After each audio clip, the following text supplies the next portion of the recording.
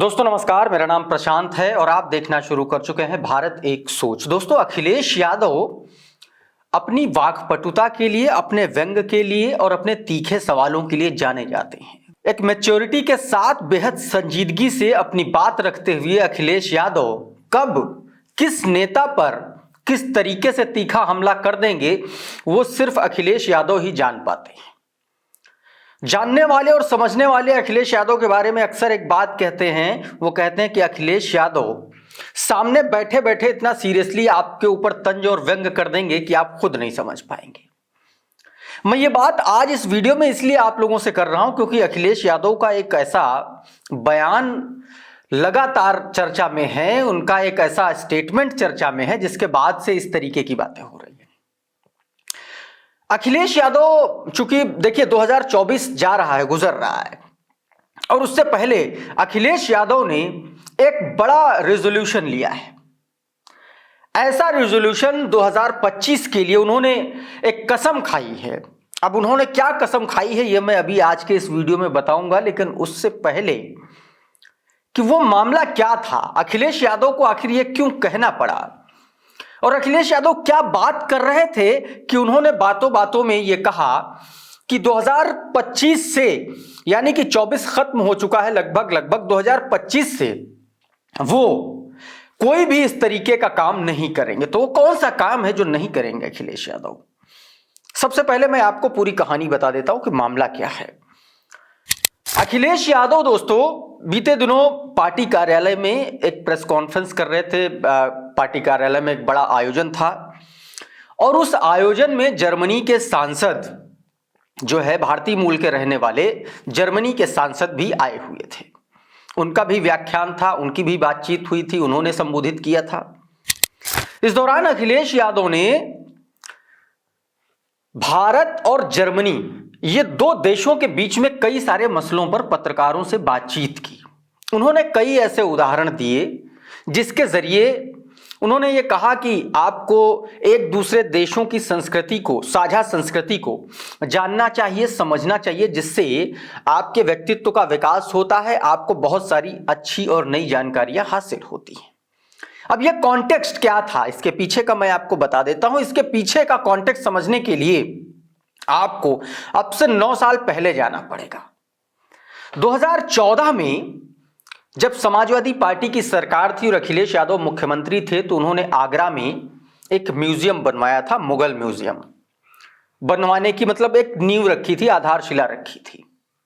उसमें मुगल कालीन इतिहास को कलाकृतियों के जरिए, तमाम सारी स्मृतियों के जरिए उनको उकेरा जाना था और बताया जाना था।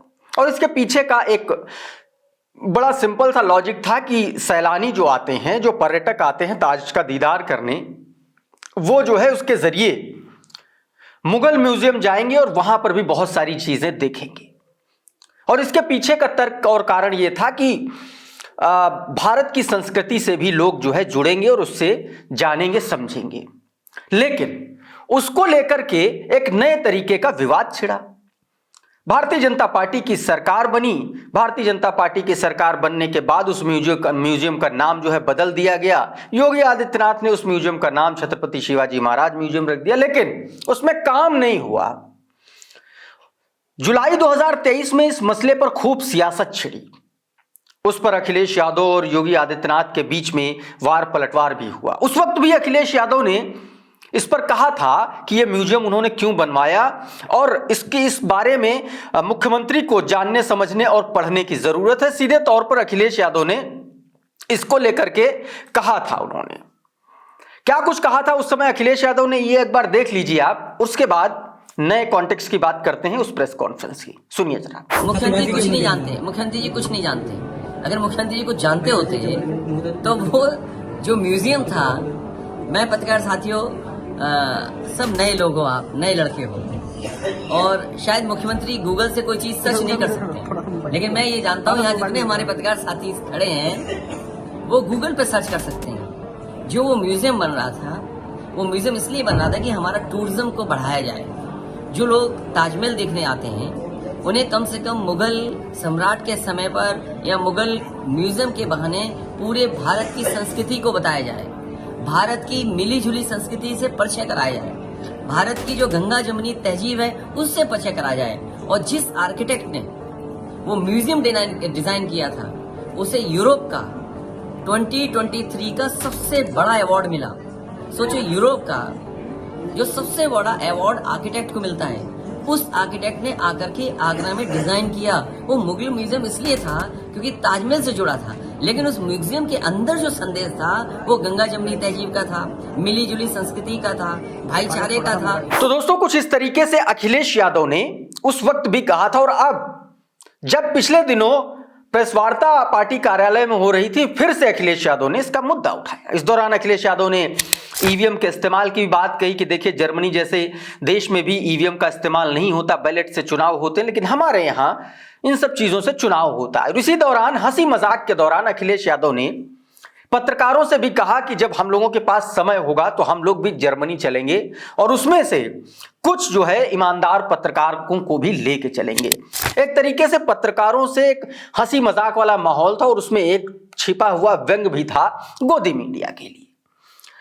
इसी को लेकर के एक पत्रकार ने अखिलेश यादव से सवाल कर दिया और अखिलेश यादव से कहा कि मतलब इस तरीके का गुस्सा था एक तरीके से कि भाई आप मीडिया कर्मियों पर इतना व्यंग करते हैं, आप नाराज हो जाते हैं, गुस्सा हो जाते हैं। इस पर अखिलेश यादव ने कहा कि 2025 से अब मीडिया कर्मियों पर गुस्सा नहीं किया जाएगा, उन पर किसी भी तरीके का कोई गुस्सा जाहिर नहीं किया जाएगा।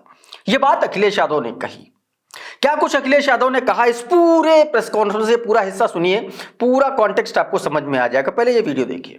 जितना कुछ सिविल वर्क होना था पूरा हो गया, लेकिन जैसे ही सरकार गई वो भी काम वैसे ही का वैसा अधूरा पड़ा हुआ है।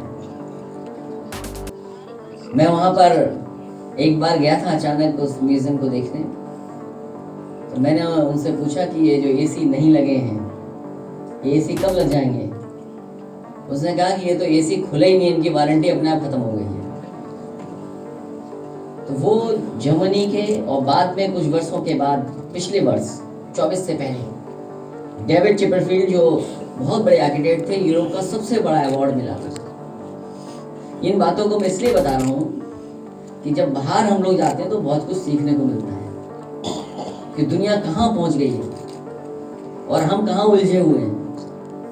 हमें उम्मीद है आने वाले समय में उत्तर प्रदेश की जनता बदलाव लाने का काम करेगी और एक बार फिर हम लोग विकास के रास्ते पे, खुशहाली के रास्ते पर जाएंगे।